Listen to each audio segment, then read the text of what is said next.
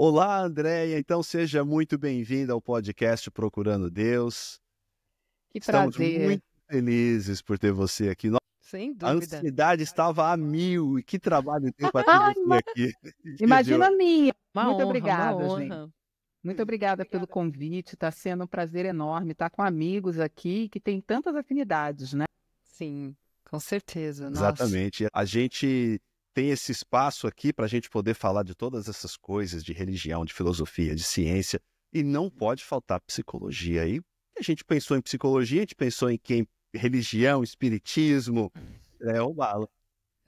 Que coisa todo boa. sentido. Então, assim, vamos então bater, iniciar essa conversa. Uhum. E como o podcast é Procurando Deus, a gente sempre gosta de começar com uma pergunta relacionada a Deus. E a pergunta que a gente tem para você é, na sua experiência, porque você tem um background muito interessante, trabalha um pouco com muito, na verdade, com a psicologia, que é uma ciência humana ali, né? E também você está muito envolvida na questão do espiritismo, que é uma doutrina filosófica, uma religião e etc. Se a gente for pensar em Deus, Deus está mais na religião? Ou Deus está mais na ciência? Ou Deus não está em nenhum desses lugares? André, a gente está te apertando. Boa pergunta, gostei. Eu acho que Deus está em tudo. Deus está em tudo. Né? Então, se a gente mantiver a mente aberta e entendendo que cada um dos nossos talentos, das nossas tendências, pode ser trabalhada num viés onde a gente tem a certeza de que a gente está sendo conduzido por algo maior, e esse algo maior tem que estar em contato com os nossos sentimentos. Então, eu costumo entender que, como Deus é aquele que é o condutor de tudo, é o maestro de todo o universo, ele é o maestro do meu universo íntimo.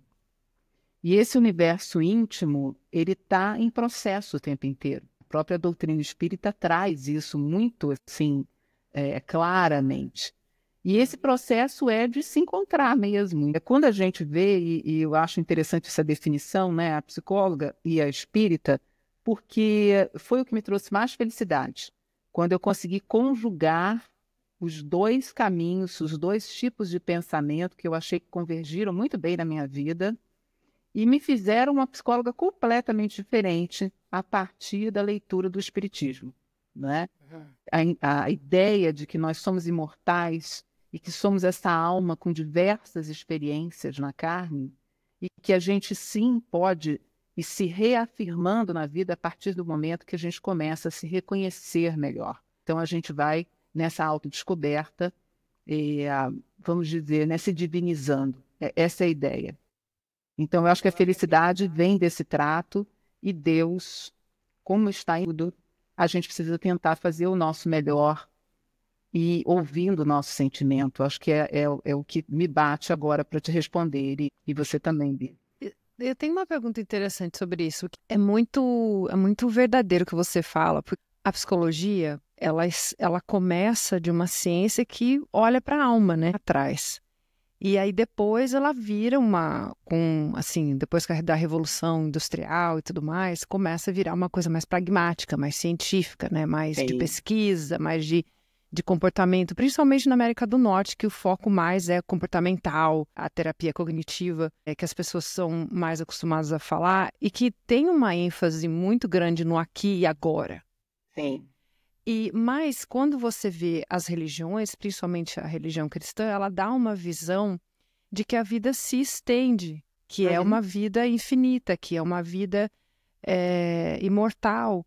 E aí, como é que na prática você coloca essas duas visões para essa pessoa que chega em necessidade, né? Para você como terapeuta, por exemplo? Como é que você junta essa visão da espiritualidade, né, da vida ser infinita, com essa posição do hoje, do fazer, de resolver os problemas, de ter uma ciência por trás disso, que pensa muito no hoje? É bem interessante isso, né? Eu acho que você marcou bem a minha história, né? Antes e depois, né? Como é que a gente consegue sambar aí nesse meio de campo e reunir essas duas coisas sem ter que confessar a sua religião dentro de um setting terapêutico, né? Sim. Isso. Fala, tem gatinho aqui querendo participar. Deixa aí. A gente ama Quando a bicho. gente... não é que bom. Quando a gente fala com um espírita, por exemplo, ou com alguém que tem uma visão reencarnacionista, que seja de qualquer outro credo, né, é mais fácil, né, e menos pragmática essa coisa de que eu tenho que resolver isso imediatamente para ser feliz. Então a gente sabe que, evidentemente, quando você olha na visão espírita, aquele problema que você está passando, ele pode sim ser uma provação, né? Quando a gente fala dos problemas de saúde, né? E às vezes até que já vem hereditariamente. Mas tem uma coisa na psicologia que independentemente do credo, fala muito consistentemente com a doutrina, que é a história do inconsciente, onde eu tenho que me descobrir porque tem algo além de mim que pode me direcionar se eu negar aquele conteúdo. Então, o autoconhecimento já traz uma responsabilidade para aquele paciente. A ideia também de que, eu me lembro muito de Jesus, né, no dito de que batei e a porta se abrirá. Então, tem sempre uma parte que depende de nós fazer. Não adianta só a terapia como sentido científico, conceitual, mas sim o querer, a vontade daquele indivíduo de crescer. Então, isso também está ligado com qualquer credo onde se entenda o homem, ele é responsável, ele herda aquilo que ele mesmo criou no passado. E isso pode ser um passado muito recente quando a gente está num setting terapêutico. Então, por exemplo, quando a gente olha para determinados padrões de comportamento, a gente precisa acessá-los entendendo, olha, aonde esse padrão de comportamento está te levando? É esse o seu objetivo? É isso que você quer para o seu futuro? Ou você se entende ou percebe que a sua felicidade, para você atingi-la, precisa mudar esse padrão de pensamento, de comportamento? Então, fazer aquele indivíduo, por exemplo, entrar em contato com os próprios sentimentos, né? Muitas vezes a gente entende que a ideia é alguma coisa e o sentimento é outra. E quando a gente fala sobre o conceito pensamento, essas duas coisas estão absolutamente interligadas. Eu não consigo separar a ideia de sentimento. Então, hoje, eu tenho a ideia, por exemplo, que a minha profissão é perfeita, porque eu estou num cargo maravilhoso, estou ganhando muito bem, eu sou reconhecida, mas o meu sentimento é de entristecimento profundo, de sobrecarga, de entendimento de que aquilo não é ali que está a minha felicidade. Então, a ideia é difícil deixá-la, mas eu não posso deixar o sentimento. Elas têm que estar integradas. Mais ou menos é assim que a psicologia, sem que a gente revele uma doutrina de alma imortal, por exemplo, se realiza. Agora, dentro da minha experiência, o ser humano ele precisa entender a continuidade dele. É muito difícil entender que ele acaba a vida e ele vai para o nada. Em geral, as pessoas estão mais abertas a entender que existe uma continuidade naquela vida. A gente tem uma jornada, vamos dizer assim. Não sei se eu te respondi, Bianca. Respondeu sim. Eu tenho até uma outra depois dessa, mas não sei se o Erivelto quer falar alguma coisa, então eu vou ficar... Pode falar, Erivelto? Eu já estou aqui, ela foi falando, assim, já foi acendendo um monte de luzinha aqui para mim. Pergunta. Vai lá, por favor, as damas primeiros, né? Não, é que eu acho isso tão fantástico, principalmente no momento que a gente vive. Parece que uma cultura de que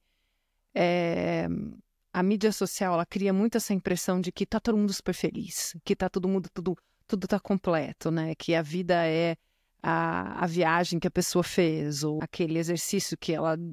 tá fazendo, que tudo é muito perfeito, né? Eu falo até brincando assim, que a vitrine da vida alheia, a gente vive naquela, até meio que tóxico, assim, que a positividade muitas vezes, né? É a edição da vida, né? É a edição da vida, exatamente. E esquece os detalhes que são as coisas mais preciosas, né?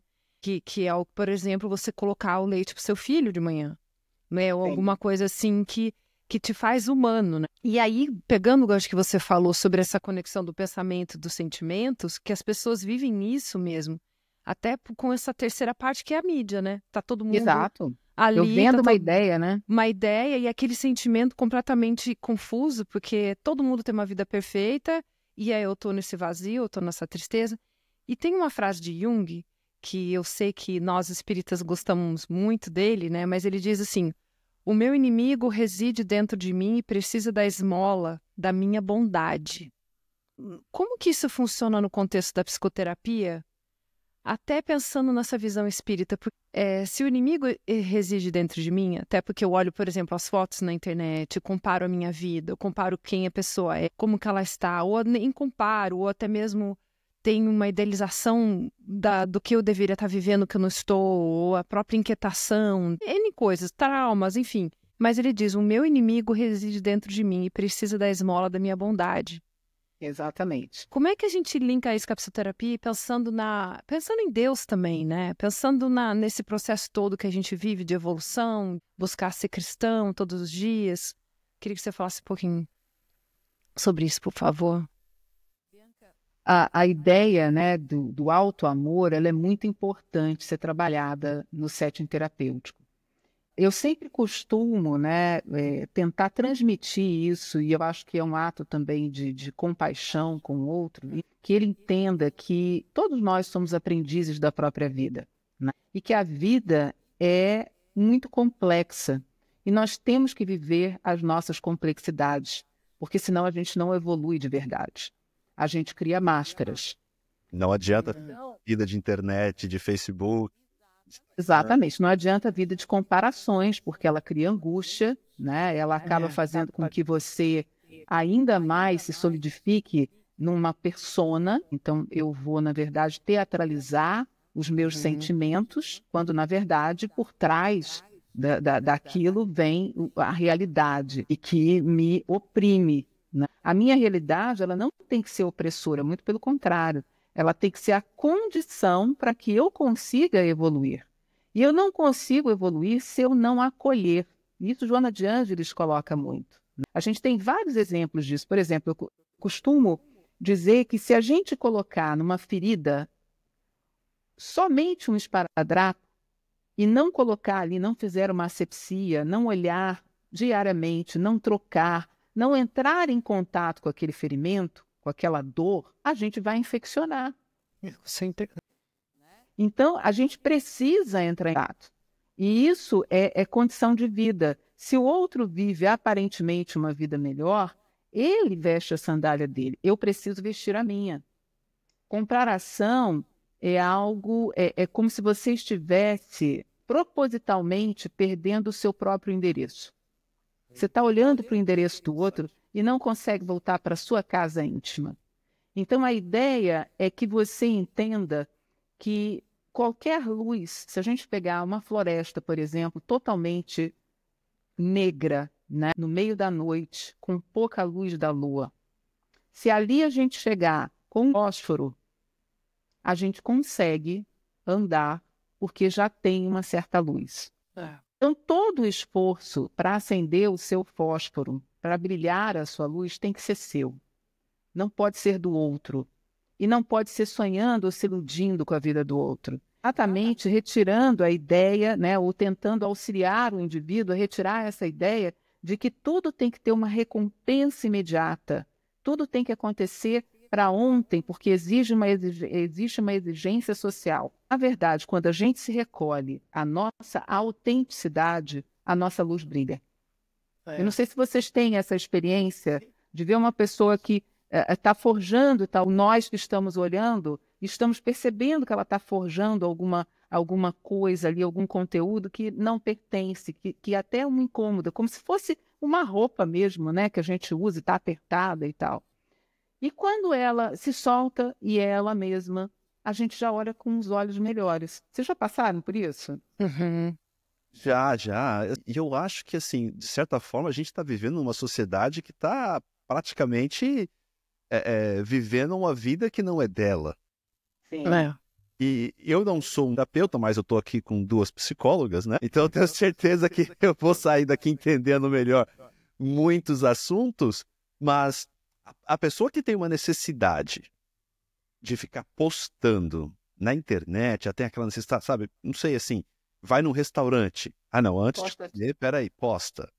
Tá passando num cenário, no meio da natureza, numa montanha, não presta atenção nos seus arredores, Tá e tá ali distraída com na o celular na mão, perdendo aquele momento, aquela oportunidade de se conectar com aquele lugar, porque tá com o celular na mão e tá fazendo essa gravação. E aí você falou algo que isso acaba levando, ou de certa forma, eu não sei qual é a motivação, mas eu vou assumir que talvez tenha um pouco da comparação que você falou da vida com os outros, né, que estão vivendo, também quero ter e demonstrar uma vida de sucesso para na hora da comparação eu sair por cima, ou sei lá, eu estou imaginando algo aqui, baseado no que a gente está conversando. Você falou que isso é um sintoma da pessoa perder o interesse. Eu achei isso magnífico. Perder o endereço dela mesma, né? Ela mesma. Ela da deixa casa íntima dela. Mas aí, agora eu quero apertar a porca. Opa, vamos lá. Porque se a gente está falando de quem é essa pessoa, ou de quem sou eu, ou de quem é você, a psicologia não te fala uma coisa, o espiritismo, a religião não te fala outra? Como que a gente pode olhar para a gente tendo uma visão única se eu olhar para mim, por exemplo, do ponto de vista da psicologia, da psicoterapia, ou de um ponto de vista espiritual, né, por assim dizer, tem conflito ou dá para conciliar? Se a gente olhar do ponto de vista de dogmas religiosos, né, muito rígidos, o dogmático, vamos dizer assim, ele tenta se melhorar de fora para dentro. E o espírita, com uma visão de que o ser só consegue realmente brilhar à luz a partir do momento do autoconhecimento, do acolhimento, segundo Joana de Ângeles, da integração da sombra. Por que integrar a sombra? Porque a ausência de luz, na verdade, o que é a escuridão? É a ausência de luz. Então, se eu jogar a luz aqui e integrar essa sombra, ela se torna luz. E esse é um esforço que a gente tem que fazer na autoaceitação. Então, tentando aí te responder, depois até você me relembra um pouco mais a tua questão, né? Mas eu entendo que... Me relembra um pouco o que porque você assim, fala. para fazer um comentário, o que acontece? Se você se olha através de dogmas religiosos muito rígidos, né? Você vai talvez se censurar. Exatamente. E vai justamente fazer o quê? Pegar esse conteúdo e esconder ainda mais, ao invés de, como um processo cristão de qualquer religião, lidar com ele, aceitar e tomar uma decisão de melhor. Eu acho que é isso que a psicologia auxilia tanto o homem, né, André? O que você acha disso? Perfeito, você acabou de me colocar no trilho de novo. É que eu estava elaborando e tal, e aí eu perdi um pouquinho o raciocínio da pergunta. É exatamente isso, né? Quando você cria o dogma, você tenta reprimir, sufocar aquilo que você repugna em você. E o que geralmente acontece é que você vive isso no outro. Você acaba projetando isso no outro. Então, o que o Jung fala sobre a individuação nada mais é do que aquele ser que conseguiu trabalhar todo o seu conteúdo de dores, de desejos, né, do seu inconsciente, que é algo que se manifesta através das nossas vidas, dos nossos comportamentos e pensamentos. Ele consegue integrar isso e se tornar individuado. Essa é que é a ideia.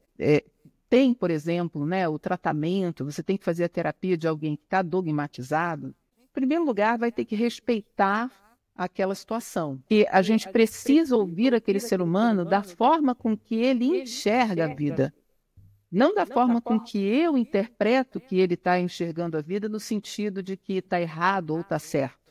Olha que desafiante isso. Então, é muito desafiante. Tem que tratar ele respeitando as crenças limitantes que eventualmente elas possam ser ou não, mas vamos dizer aqui, independente da crença daquela pessoa, você tem que chegar e usar aquilo para tratar a pessoa. Nossa, não sei se eu conseguiria algo. Olha, é um desafio, né? Se a gente for olhar na própria literatura junguiana, o Jung traz um dos maiores arquétipos, né? Que é um tipo, vamos dizer assim, né? Que a gente tem impresso nos nossos inconscientes individuais e coletivos, que é o tipo Deus. O Jung, ele fez muitas pesquisas, muitas viagens, e nessas viagens ele conseguiu perceber, né, que não existiam povos que não tivessem a visão do divino, o sentimento do divino. Então, isso era alguma coisa que a gente podia chamar uma sincronização.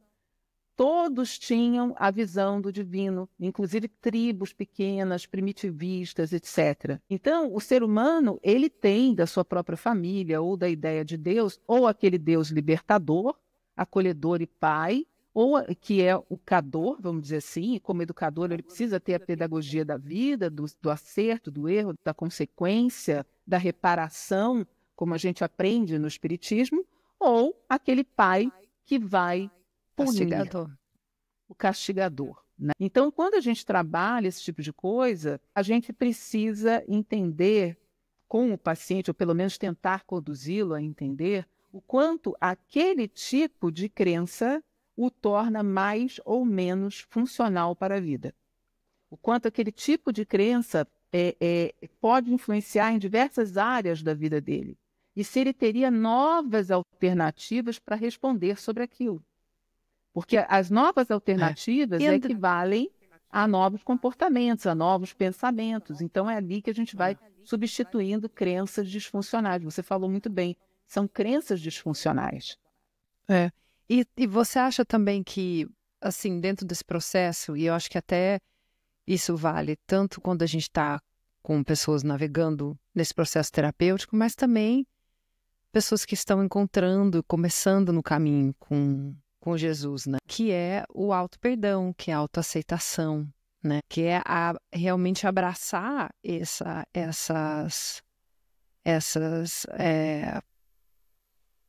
esses desafios internos e transformar eles em oportunidade de ver valor nesse processo de depuração, ao invés de ser um processo de castigo, né? De repressão, por exemplo, você é uma pessoa egoísta, você sabe que você é egoísta, então ao invés de você partir para o martírio, onde você se torna uma vítima e não evolui, né?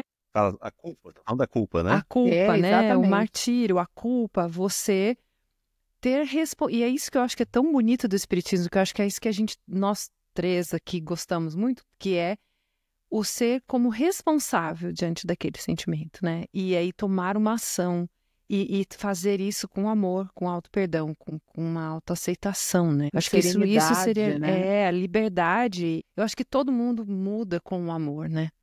Exatamente. Mas aí, Bianca, se você tiver, por exemplo, uma crença, igual a gente estava falando, como que a pessoa chega à conclusão de mudar aquela crença que para ela ainda assim causa muitos sofrimentos, enfim. Eu vou dar um exemplo. Eu não vou citar o nome, até porque ficaria muito... que pena. Que pena, não é? Desculpa, e muito alto. Todo mundo aqui gosta de uma fofoquinha de vez em quando, eu tô brincando. É todo espírita, a gente faz fofoca, a gente só fala... Não, espírita não faz fofoca. Imagina. Tô brincando, gente, espírito é humano, né?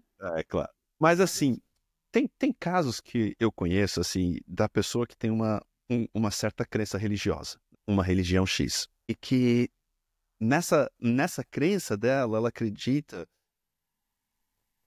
que Deus tem que fazer tudo o que ela quer, que ela precisa cumprir a parte dela, essa pessoa tem que cumprir a parte dela, indo para a igreja, né, seguindo os rituais, que se ela fizer tudo isso, nada de ruim acontece na vida. Mas é claro que a vida não respeita. Claro que não, né? Os maiores tantos, até Jesus, que era Jesus, foi para a cruz. Né? Exatamente. Pronto, você já respondeu. Já respondeu. Assim, eu não sou psicólogo, né? Mas você deu a dica. Como que lidar com isso? Porque eu, por exemplo, né? Mesmo você sendo próximo, amigo próximo, é difícil você entrar nesse tipo de assunto. Falar de religião e política é muito difícil. como que você tem alguma dica, assim, alguma coisa que eu poderia usar para chegar e abordar essa pessoa, para tentar remover ou tentar amenizar?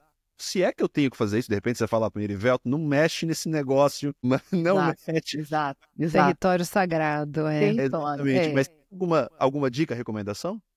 Olha, o indivíduo, quando ele quer mudar, verdadeiramente ele procura ajuda. Então, se um amigo, por exemplo, tem esse tipo de crença, que eu chamaria de uma crença da barganha, né? É muito difícil... Oi? Muito por causa da crença. E sofre muito. Mas, se ele não admite que sofre muito e entende que isso é uma coisa que ele precisa discutir melhor, ele não vai te dar a chance.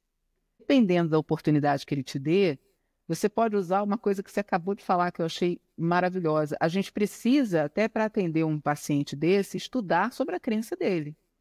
E é inegável, por exemplo, que o Cristo, sendo, né, segundo algumas crenças, o único filho de Deus, que não é o nosso caso, né, e que veio aqui como um salvador, é inegável de que ele passou por todas as provas da vida. Que a religião, na verdade, ela deveria ter um sentido de desmaterialização do pensamento. A religião, ela deveria, né, funcionar para as pessoas como, vamos dizer que uma integração desse indivíduo, corpo e espírito.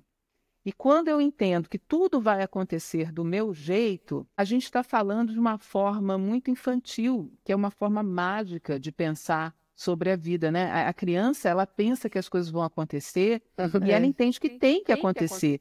E ela não tem resiliência para aceitar que não aconteceram. Então, isso é a infância do espírito e está na posição, está na religião que tem a ver com ele, porque talvez ainda não esteja preparado para entender de que a resposta, né, ele é herdeiro dele mesmo. Mas não, e que, na verdade, não é simplesmente tudo o que eu quero, é tudo que é melhor para que eu possa me desenvolver da forma adequada. Né? É difícil a gente dizer, você pode falar ou não, né? Olha, fala assim, fala assado, porque às vezes aquela pessoa não quer ouvir. E ela está sofrendo muito, mas não conseguiria entender. Ela não quer ouvir.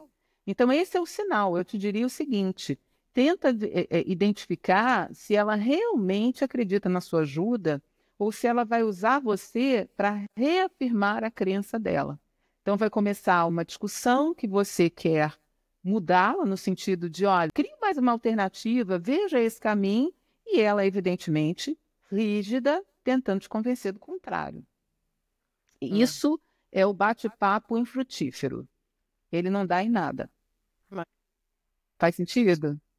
Faz. Normalmente, quando você tem pessoas com... Eu concordo, quando você tem pessoas com uma religião que traz muita acusação, né? Religiões mais rígidas. E eu tive a experiência de viver, por exemplo, né? Pessoas que precisam de muito auto-perdão, de muita autoaceitação. E as conversas têm que ser muito amorosas, porque aquele espírito já está se maltratando muito. Exatamente. Ele já traz, não precisa de mais dedos apontados, assim. O quanto mais você puder trabalhar a reflexão de, olha, vamos tomar consciência, então, e seguir daqui para frente, que pode ser feito, né? E se você quer mudar, então, qual é o planejamento de mudança, né? Exatamente. É porque daí você dá o poder àquela pessoa, né? Olha, você tem, entendeu? Você dá o poder de caminhar, de transformar. Porque senão ela cria uma resistência. Você colocou uma coisa muito bonita, que é a amorosidade. Né? Assim como o médico precisa ter essa amorosidade para entender as dificuldades de um paciente aderir a um tratamento, as crenças que ele tem na forma de se cuidar, o psicólogo mais ainda. E o psicólogo que entende numa visão espírita, por exemplo, aí aumenta mais ainda a responsabilidade. Porque eu, por exemplo, né, a gente deveria perguntar assim, né, para um indivíduo que é muito rígido, como, por exemplo, vamos supor, né, o filho te responde melhor. Quando você fala educadamente, explica a ele as coisas, ou mostra amorosidade, ou quando você impõe e fala de uma forma rígida demais. Então, a gente precisa trabalhar a flexibilidade do indivíduo. Eu tenho uma coisinha que eu falava só com criança e eu passei a falar com um adulto também. E faz maior sucesso. Eu pego esse lápis, né? E eu digo assim, o que é mais forte? O lápis ou a borracha? E deixo aquela pessoa pensando. Vocês querem matar essa ou preferem passar? E eu digo... Não, eu não quero passar vergonha na internet, não. Mas, olha, simplesmente, o que é mais forte é a borracha, é aquela liguinha de cabelo, porque ela é flexível e você consegue diversas vezes que ela seja resiliente. E o lápis, numa pegada, você consegue quebrar. Então, é o que eu digo, quanto mais rigidez eu tenho no meu pensamento, e isso não tem nada a ver com moral ou imoral, né? A gente tem que explicar o indivíduo, né? São as minhas crenças, quer dizer, eu tenho que dar oportunidade ao meu raciocínio, à minha sensibilidade para poder perceber o outro, para poder me perceber. E é impossível que a gente consiga bons resultados contra esse sentimento, contra a minha verdade interna. É impossível. Né? Eu vou sempre estar lutando contra uma verdade. E lutar contra a verdade é o caminho da mentira, né? Da farsa. Então, não tem como. E aí, toda vez, né, que o indivíduo está sendo muito rígido, a gente vai trabalhar alternativas para aquele pensamento. Isso é o processo cognitivo, né, que a gente, vamos dizer assim, estimula no indivíduo, né? Então, basicamente isso. A gente sabe que, assim, né, viver não é fácil. A gente está aqui falando dos problemas da vida e você, mais do que ninguém, tem isso como profissão, né? E não somente você faz isso clinicando na sua profissão, mas você também faz isso de uma forma diferente, do lado espiritual, do lado, né, de conexão com Deus. Eu fico imaginando assim, né? E aí eu tenho 2 psicólogas aqui para poder me ajudar a entender isso. Lembrando mais uma vez. Eu imagino que psicóloga, pelo menos da minha visão, Ok. vocês não têm problemas. Não tem uma dor de uma dor de cabeça que pegue mais pesado. Inocente, né? É psicóloga, porque assim, já tem. E ainda psicóloga espírita. Nossa, não, aí melhor acabou. Ainda. Eu tô deixando. O meu pensamento tá falho em algum lugar.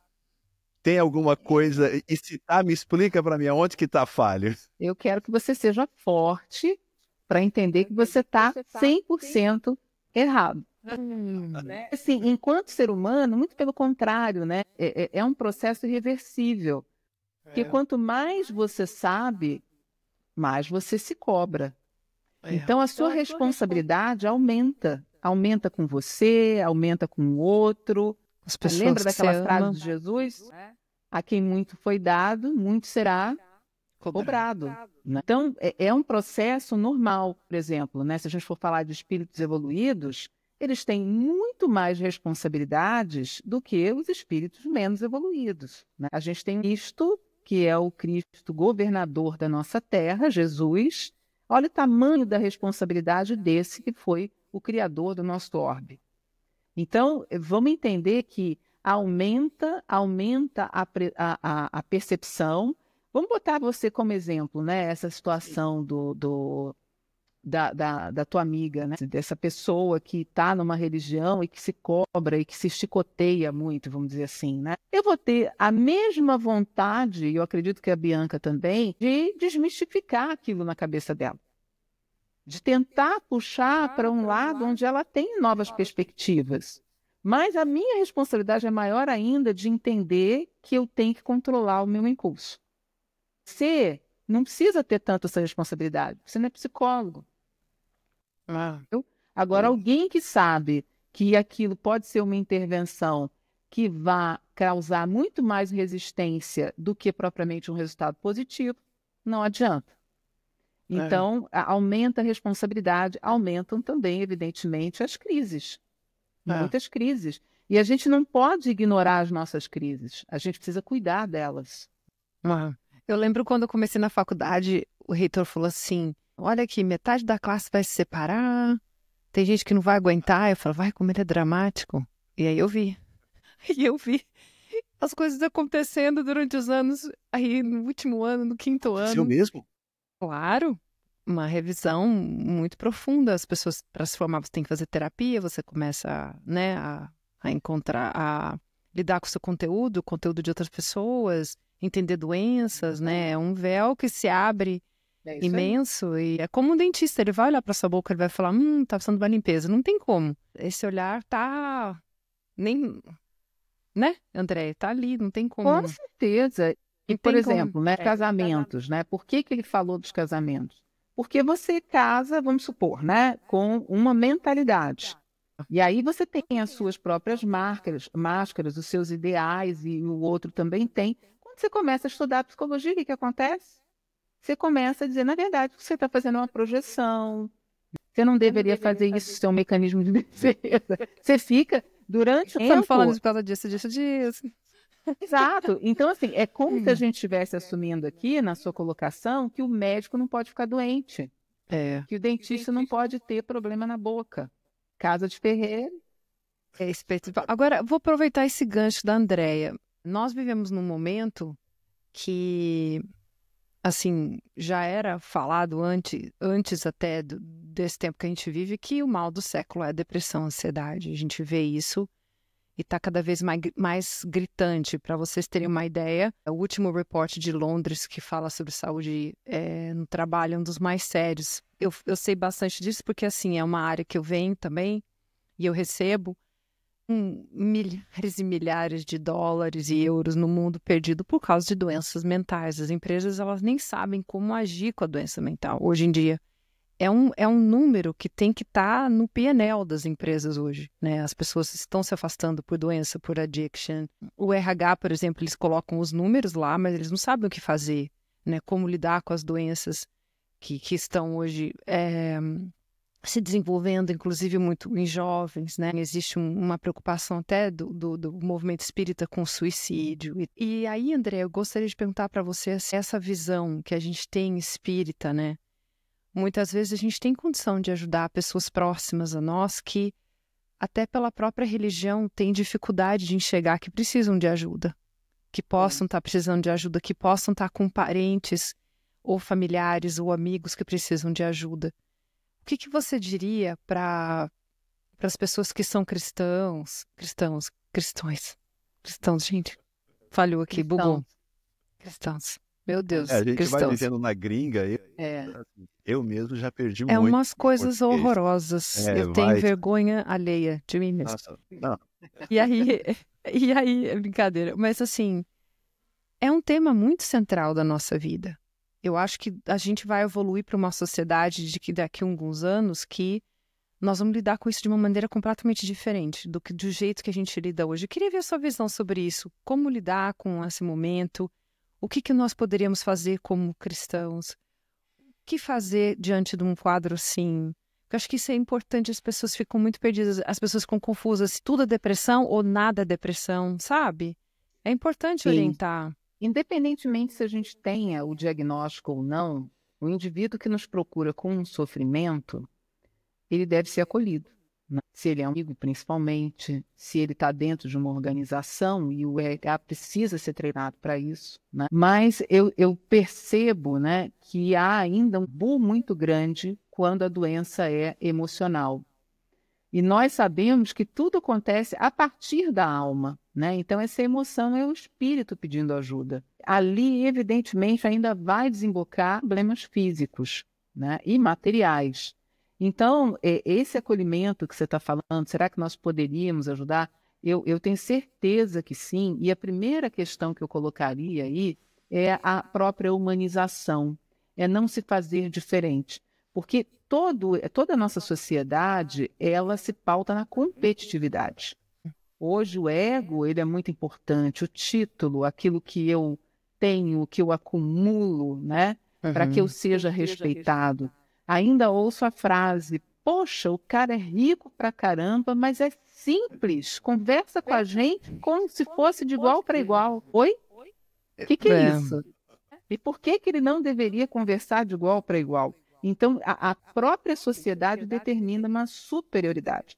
E aquele que, hipoteticamente, está são no trabalho, né, está para a empresa como potente. Aquele que está doente, e psicamente falando, é o que, vamos dizer, eu assumiria aqui para vocês, na minha percepção, de que é aquele que revela a toxicidade daquele ambiente. Sem dúvida. Então, muitas vezes ele é excluído, né? E a gente também vive num momento de tentativa muito egóica, né? Muitas vezes espalhafatosa, mas de inclusão. Então, já existe um movimento de incluir e entender que aquele indivíduo tem todas as potencialidades do mundo, mas existe uma disfuncionalidade ali que pode ter acontecido pelo âmbito material, por uma perda na família ou pela própria autopercepção distorcida que precisa ser tratada. Então, acolhimento, se humanizar, falar com aquele indivíduo, de indivíduo para indivíduo, aquele que tem dor, porque nós todos temos dores, nós todos temos dúvidas, nós todos nos decepcionamos conosco, né? Sair dessa hipocrisia. É uma grande hipocrisia, né? De que não pode adoecer, de que tem que estar sempre forte, de que tem que estar sempre competitivo para se manter numa instituição. Muitas vezes, a instituição não vai ter tempo de esperar a sua saúde retomar. Isso é o mercado. Mas aquele indivíduo precisa ser tratado de uma forma natural. Também. Olha que interessante, porque assim, você vai falando desses problemas e eu fico pensando assim, né? A gente vive num mundo tão complexo, são tantas, nós somos tão frágeis emocionalmente, diante das coisas da vida, igual você falou da questão do ego, da questão do apego material. E assim, eu fico me perguntando se a gente tem ou possui todas as ferramentas hoje ao nosso alcance, ou os remédios, os frasquinhos, né, para poder lidar com toda essa complexidade do ser humano que a cada dia parece que cresce mais. Assim, eu fico pensando no tipo de mundo que a gente vai viver daqui a 10 anos, que as minhas filhas elas vão viver, porque eu sei que o momento de hoje, se você for ver 10 anos para trás, era bem diferente. E 10 anos para trás era muito mais diferente. Eu fico só imaginando, voltando para a questão que eu queria fazer, qual você acha que é o papel hoje da psicologia para poder auxiliar desses problemas que a gente fala, que a gente está falando aqui? E qual é o papel da religião ou da espiritualidade, o nome que a gente quiser utilizar ali, para poder auxiliar ao mesmo tempo? Se eles têm algum tipo de overlap, né? Que tá me fugindo a palavra em português. Sim, mas tem uma interseção, né?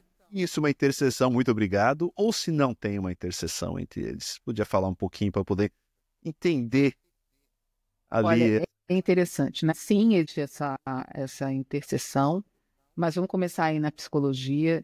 Você colocou coisas muito interessantes, né? Primeiro, assim, me fez pensar, né? Tem remédio para isso tudo?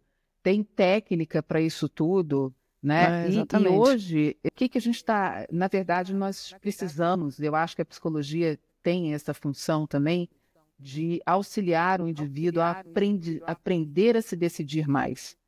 Porque o indivíduo ele quer tudo ao mesmo tempo hoje. É uma sociedade que exige tanto, ou está tanto voltada para o ter, o nível de apego das pessoas, tanto no campo material, quanto no campo, vamos dizer, da personalidade, elas não querem abrir mão de nada. Tudo tem que ser muito intenso e a gente vai precisar abrir mão de coisas para poder sobreviver. Cada vez mais entender quem é esse ser que está gritando dentro de mim por algo que eu preciso tomar como responsabilidade, né? O que você quer agora? O que você está fazendo da sua vida? Olhe para dentro de você e busque essas respostas, né? Uma outra Saber coisa quem que você é, né? As pessoas estão muito desconectadas, elas não sabem quem elas são, nunca se soube. Não sabem, estão misturadas com o social. Eu acho que a gente vive uma crise grande hoje do mundo das pessoas não saberem quem elas são. Assim, de parar e para pensar, nem o potencial. Né? Nada, exatamente. Eu opino porque ali eu vivo nessa máquina, né, de gerar posicionamentos e não Nossa. consigo entender verdadeiramente onde estou. Exatamente.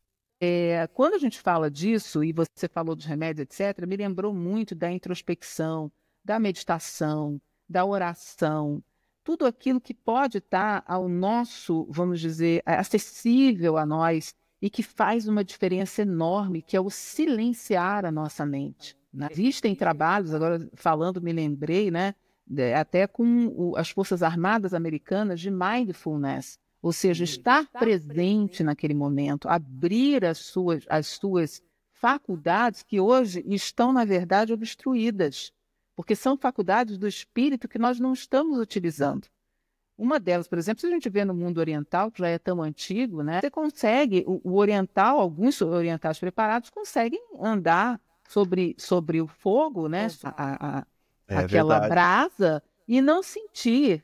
Isso tudo é uma experiência sensorial que foi bloqueada pela mente. Então, isso é uma preparação muito grande. E a gente está querendo sempre daqui para lá. A gente não faz o movimento de dentro para fora. O que o Jung e a própria Joana de Ângelis, né, nossa mentora aí do espiritismo, nos coloca, que é desabrochar esse ser essencial, o Deus em nós, que já está pronto, nós já temos toda essa sabedoria ali, né? Então a gente está no barulho, a gente precisa silenciar. E a psicologia pode te dar isso, te mostrar essa necessidade do silenciamento, te incentivar para esse tipo de técnica, né? E não deixar com que o outro te interfira tanto. A gente precisa, sim, ter um ambiente social, a gente precisa ter essas máscaras sociais para ajuste das relações sociais, cultura, trabalho. Precisamos, mas precisamos saber quem somos. Então, essa é a ideia do autoconhecimento. Quando a gente fala da religião, a gente volta a dizer... André, só um minutinho. Uma coisa que eu queria colocar, e é tão forte que você falou, que é tão importante, porque assim, as pessoas hoje, por elas não se conhecerem e não acessarem esse Deus dentro delas e o que elas são de verdade, elas também não acessam o potencial maior que elas têm, que Exatamente. nós temos. É como se nós estivéssemos adormecidos. Assim. Você, o Erivelto, por exemplo, a gente não sabe nem do que a gente é capaz. O processo migratório é um processo muito interessante, porque para algumas pessoas elas têm que se reinventar, elas dão 3 passos para trás para dar para frente, 4, 5. Mas em relação no total, se as pessoas tivessem esse silêncio que você está falando, talvez elas acessassem o potencial maior delas. E isso traria muito mais felicidade, porque elas estariam de acordo com o amor. Exatamente. Porque é um exercício de auto-amor, você também se conhecer, você acessar o seu máximo potencial. E aí que entra a religião. Desculpa, eu só queria colocar isso porque foi um insight muito legal que você colocou. Foi perfeito. Porque é aí que o próprio Jung, né, o Jung, para quem não sabe, né, que está nos ouvindo, né, é o psiquiatra e psicólogo suíço que trabalhou justamente os aspectos religião e alma. Ele tem esse livro, né? Psicologia e religião oriental e ocidental. Então, é muito interessante. Ele traz esse pensamento, né, de como fazer a ligação com o divino. Despertando esse ser onde estão todas as nossas potências. Em existindo esse poder maior, que é o formador, que é o organizador e harmonizador de tudo, a gente tem uma via, obviamente, de nascença, vamos dizer assim, de criação, porque somos criaturas, né, de ligação. Então, é essa fonte infinita que precisa ser ligada com a fonte infinita maior, né, vamos dizer assim, e eterna. Quando a gente está no barulho aqui, tentando ser o que eu acho que o outro espera de mim, eu não consigo enxergar isso. E a religião justamente vem nos falar do perdão, do amor, como acessar essa serenidade, porque nós não podemos, tudo aquilo que a gente quer, nem tudo a gente vai conseguir, a gente precisa ser resiliente, a gente precisa aceitar cada passinho que a gente dá na jornada. A jornada é longa. Fazendo tudo com Deus. Exatamente. A gente esquece que a gente está aqui protegido, que nos foi designado anjo da guarda, um mentor, como a gente deseja assim expressar esse grande amigo espiritual que é, obviamente, mais evoluído que nós. E ele vem nos despertar isso e vem nos acalantar nesses momentos de provas, de expiações. Então, a vida na Terra, evidentemente, é crescimento diário, né, através de descobertas. Então, a religião ela traz esse poder, né, de mostrar ao indivíduo que ele não está sozinho, que ele tem uma continuação, que ele é criatura de algo muito maior. Eu acho que ela vem nos orientando assim. Fantástico. Muito bom. Assim, deixa eu te fazer uma pergunta. Eu não sou especialista, mas eu lembro de ter visto em algum lugar que os grandes pensadores da psicologia, eles mesmos tiveram muitos problemas psicológicos, ou psicóticos, não sei o nome que eu posso... Sim, psicológicos, dúvidas, né? Porque acho que muitos deles utilizaram eles mesmos de laboratório para poder atingir determinado conhecimento, né? E eu me pergunto se dentro dessa experiência que eles mesmos acho que fizeram, né, os grandes pensadores aí, a gente tem Freud, Jung, igual você falou, e tantos outros. Esse processo de autodescobrimento que eles fizeram, a gente pode dizer que foi um processo espiritual também, de autoconhecimento? Porque, assim, às vezes eu vejo a linha entre a psicologia e a religião meio que quase que unidas. Às vezes eu vejo, dependendo da linha talvez psicológica, não sei se é essa, ou da linha religiosa, tão separados também. Eu fico tão junto ou tão separado, né? Não sei se você pode fazer algum comentário a respeito disso, das diferentes vertentes e de como elas vistas, porque às vezes a pessoa conhece psicologia, mas conhece de um outro ângulo, de um ângulo mais, exatamente, mais materialista, não sei. Eu acho que o início da psicologia, ele rejeitou a alma. Ele era muito mais organicista, vamos dizer assim, né? Ele entendia o homem como produto do meio, né? E se dizia lá atrás que era uma tábula rasa, ou seja, a gente vinha com a condição de absorver uma cultura, um aprendizado e não trazia nada. O que a gente começou a ver através de gêmeos, né, é que não existia isso, que as pessoas sim tinham personalidades completamente diferentes, com mesmas criações, etc. E a psicologia até hoje tem um grande dilema entre mente e corpo. Mente no sentido de ser orgânica, parte de uma atividade cerebral, ou mente no sentido de ser algo extra sensorial, né? Então a gente está falando de que transcende, né, ao corpo. E obviamente, como espíritas, a gente entende essa mente como um espírito, né? A mente é onde tem toda a coordenação do sentimento, das ideias e de todas as nossas experiências pregressas, né? Do nosso atavismo, né? Então tudo aquilo que a gente aprendeu da história humana, ela reside nesse inconsciente que ainda vamos dizer assim, Jung coloca, né, uma rolha no meio do oceano.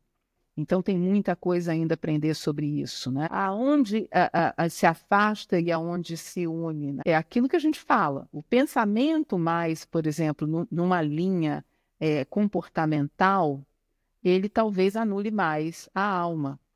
Quando a gente coloca o comportamento em umas linhas psicológicas, entra muito mais como um adjuvante. Então vamos fazer uma experiência com esse comportamento para ver o que acontece. E não como aquele que define o indivíduo. A religião, se ela for extremamente pragmática, ela vai te trazer algumas dificuldades, porque você vai seguir um manual. Então, fica difícil você fazer o caminho de dentro quando você já tem algo prescrito. Quando você fala de uma religião que é filosofia e que é ciência ao mesmo tempo, como a doutrina espírita, você vê uma fé raciocinada. E essa fé raciocinada, ela vem, por exemplo, trazendo, logo no início, né, quando a gente fala, se eu não me engano, Desculpa, eu vou falar bobagem aqui. Logo na introdução do Livro dos Espíritos, melhor dizendo assim, que me faltou a prolegômenos, se eu não me engano. Acho que é isso. que tem a influência de Sócrates. Ah, sim. Influenciou, né? Uma das perguntas mais assim, significativas para mim como psicóloga no Livro dos Espíritos, 919, né? O que efetivamente leva o homem a ser mais eficaz na sua vida? Seria o autoconhecimento. Conheça a ti mesmo, já dizia o antigo filósofo, né? Filósofo da antiguidade. Aquelas crenças que levam o indivíduo ao autoconhecimento acabam tendo esse overlapping aí que você fala, né? Essa interseção. Aquelas crenças que entendem a vida como um dogma, elas acabam se separando da psicologia ou só se unindo, talvez, à questão do comportamento. Mas não vejo aí uma interseção. Eu não vejo. Excelente. Excelente. Se a Andrea fosse escrever um livro hoje e o título do livro fosse Autoconhecimento em Espaços. Uau! Abusou. Já fica a dica para escrever o livro. Já. Beleza. Eu diria que, vamos ver, autoconhecimento e espaços. Ação, né? A gente precisa se observar. Eu vou dizer assim da minha cabeça, não vou organizar aqui, porque, obviamente, se eu estivesse organizando, eu faria, né, algo bem muito pensado. Né? Não ia ser tão assim a queima-roupa. Mas vencendo os preconceitos, eu acho que é uma coisa importante, porque senão a gente se julga, e quem se julga não chega na verdade. É verdade. Assim como se você recebe alguém e julga, você nunca consegue chegar na verdade daquele indivíduo, nas potências que ele tem. E um terceiro seria acolhendo a sua sombra. Alguma coisa por aí. Pode ter muito mais, e vai ter, né? Com certeza, com certeza. Nossa, eu achei fantástico. Muito bom. Poxa, muito obrigada. As perguntas foram maravilhosas, me deram aqui várias ideias. Foi importante. André, você fez eu pensar uma coisa também sobre o autoconhecimento. Aí eu vou falar, lá vai a Bianca, né? A abobrinha, mas eu pensei muito nisso também. Respirar, sabe? Eu acho que a gente não tá nem respirando ultimamente, assim, de tanta correria, de tanta coisa que a gente tá pensando. Inspiração influencia o nosso organismo também, né? A nossa paz, a nossa habilidade Faz parte de estar no presente, né? faz parte de estar no presente. Você respirar, você perceber que você está respirando. E o que você falou foi brilhante, essas três coisas. E o amor também, porque se você não tem como acolher a sombra, porque você tem que acolher a sombra. Quando você vê para suas mazelas, que você olha, e aí você pensa que você vai conseguir acolher, porque você tem que acolher, mas aí não tem aquele amor, não tem aquele cuidado. E aí você acaba que ela some, porque daí você não pode ver que dói, né? Aí a gente esconde. Sim, exatamente. Esconde, assim, ficar tudo bonitinho. Aí acha que o outro tá perfeito, né? Vocês acham também? Às vezes você olha assim e diz assim, nossa, o outro tá muito melhor que eu. Não nem fala palavrão, nem nada. Tudo perfeito. O espírito evoluído, né? Essa sim é cristã. Esse sim é cristão. Sabendo que palestrante espírita é tudo perfeito. Sem dúvida. Especialmente psicóloga. Eu vejo. Foi o que eu fiquei sabendo. Adoro isso. Adoro me enganar. Gente, mas assim, eu acho que nossa, 1 hora já se passaram. Eu achei fantástica a conversa. Eu acho que também. A gente. Eu gostaria de que tivesse mais conversas assim. Eu acho que a gente tem que entrevistar só psicólogo. Ia ser só psicólogo. Então vamos trabalhar para uma lista de psicólogos. Tá brincando. Não, foi fantástico. Você é maravilhosa, André. Muito obrigada. E olha, vocês dois também são assim. Foi uma delícia falar. Muito bom. Vocês mostrarem interesse, né? E fazerem perguntas assim muito interessantes. Foi muito bom. Foi uma experiência muito gostosa. Parabéns pelo trabalho. E eu espero realmente ter podido contribuir, né? Com certeza. E volte sempre. Sem dúvida, sem dúvida. Muito obrigada. Eu acho que a gente, como cristãos, assim, a gente tem uma oportunidade muito grande de trazer para as pessoas que elas não estão sozinhas, que a dificuldade que elas têm, outras pessoas também possuem, que há um caminho, que há uma maneira de ver o mundo diferente. Eu sempre falei para Clara, desde pequena, com aquele cubo mágico, sabe? Olha, uma situação tem várias formas de se ver. né? Tem várias alternativas, tem sempre uma outra oportunidade de perceber, de conversar. E quando a gente fala de psicologia e religião, a gente fala justamente sobre isso, porque existe muita coisa orgânica, muita coisa comportamental, como ele falou, mas também muita coisa espiritual. E isso que eu acho que é o bonito, porque nós somos essas dimensões todas, né? E não dá para ser tratado tudo de uma única visão só. Então, eu acho que isso que é o legal. Ter um psicólogo cristão é o sonho de muita gente, né? No mundo que todo mundo precisa de tanto amor e carinho, tanta ternura e aceitação, é muito importante isso. Muito obrigada. Bom, é verdade. Obrigada a vocês. Muito obrigada. Até Muito mais, bom. gente. Até a próxima. Tchau, Até a tchau. próxima. Até a Tchau, tchau. próxima. Tchau, tchau. Vamos pagar.